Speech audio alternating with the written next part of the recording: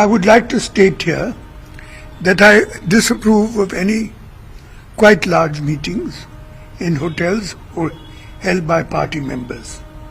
They have the party office, Sankho Bhavan, which is a large building where they've been told they should hold their meetings, and they should do so. I also want to state here quite clearly that Sri Prabhat Tripathi, ex-MLA, was expelled from the Biju Janata Dal some years ago because he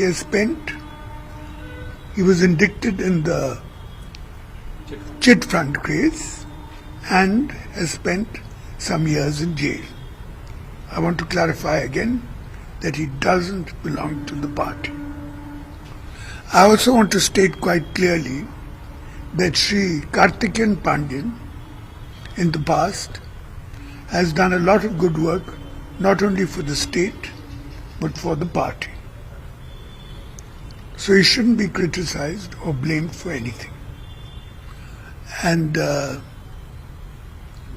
also, he left the party more than 10 months ago and is not involved in any of the party's work.